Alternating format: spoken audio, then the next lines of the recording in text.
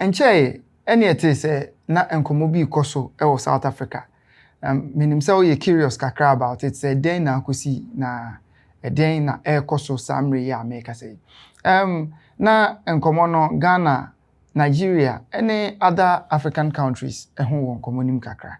Na de etenem ebi ne say South Africa youth no ama won ho so say other African countries adehye je omo enwumaye ama de akoye no omo nya nnwuma ni bi nye nti ekoye twema mentwe ne akasakasa mentem ho ase kakra nti de ekosi free mobile ne say South Africa mabunu no etu anamon say obi a u free South Africa ho ana onye national South Africa ho na u free other African country na abeso mu no ebeye a tu ne ko okrum na koba ansa no yehu say videos bi kokko so a na che say South African youth ne bi any other African countries ni mu youth ni bi clash ya na hu ne say ase pupo kakra nya ebebam enti Ghana ni bi ho kan wo sa kwan so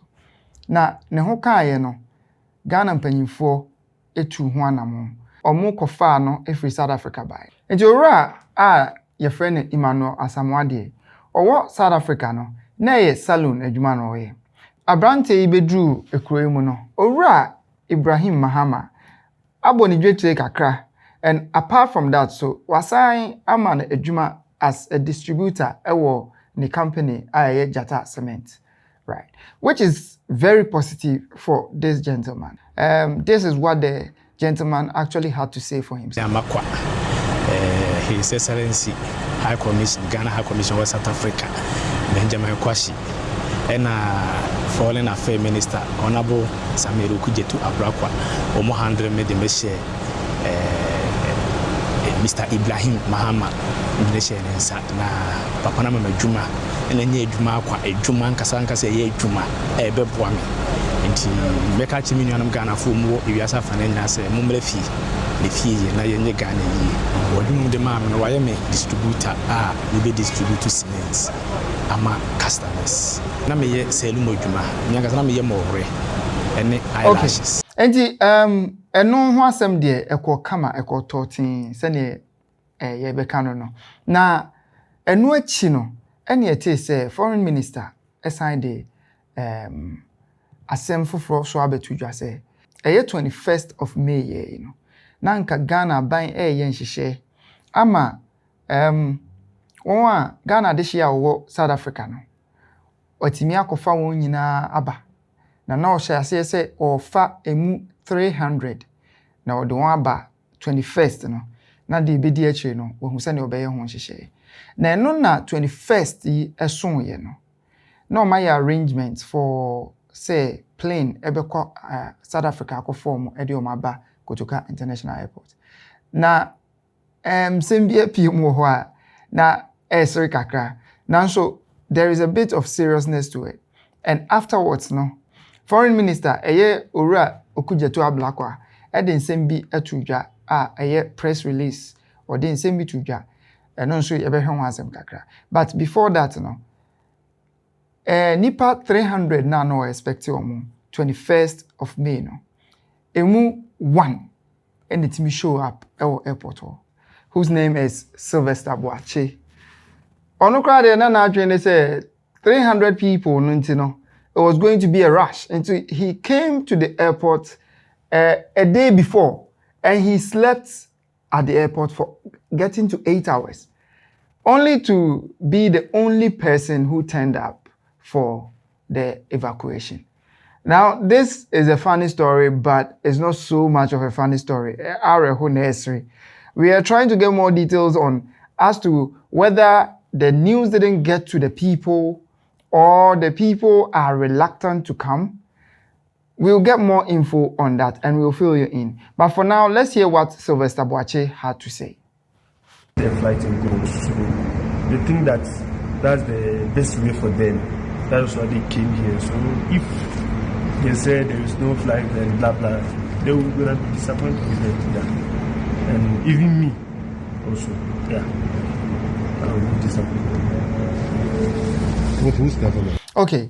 Now, eno echi no, ena sene na America no, Owura Okujeto Ablakwa, the press release by. Now, in the press release, no, na asema all can be ne say, nipa 300 na all hwehwe omo no. Say enyini anase nipa na abuabo ho edu 800. And because of that, no, na arrangements no more ye, the afa nipa 300 no, is not going to work. Enti, omama omo ho mbre kakra, sene be yo mbetimi aye no ede no matoto akwem na omakofa nipa 800 no rather aba. Now, in respect to the 800 expected people, no, certain people are also giving us a different conversation, which is obi or South Africa ho. And so edin komo bi by and as a voice note bi by. And in the voice note no, na the abranti ne can say, omoko South Africa ho no, ache bare 3 years and omad spending ho. But the expectation of se omokwa omobenye adwumaye and within a certain time frame omobetimi anya sika bi a omode babaka omobetimi de aye adwuma hwe omo ana omobetimi de aye japade bi no. That expectation was not met because times are hard over there in South Africa. Oye adwuma also to commission man job owner.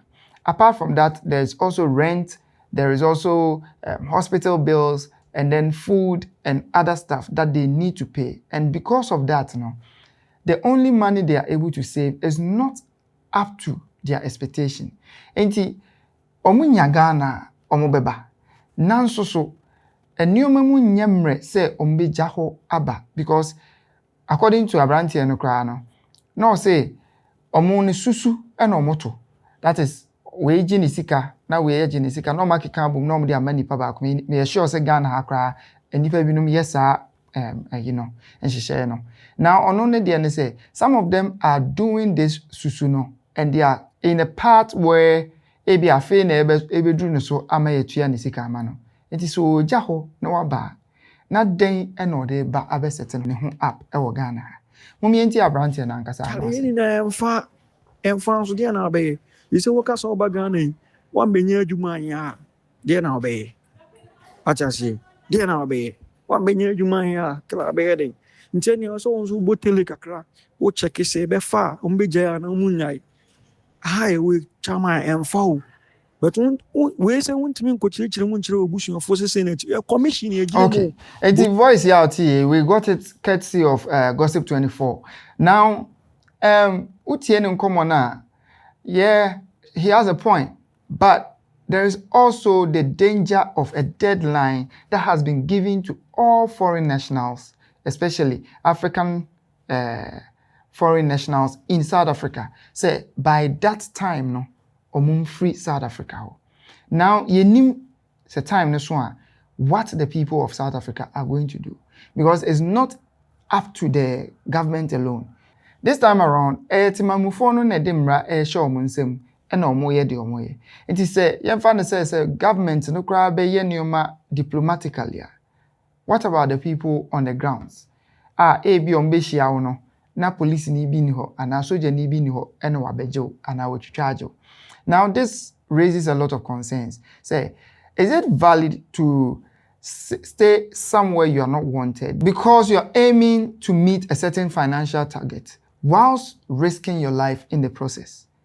Is it something that you should do? Say, in Saka updates, ya de bebremo. A baby grow today. Your friend Lenzi Vosa.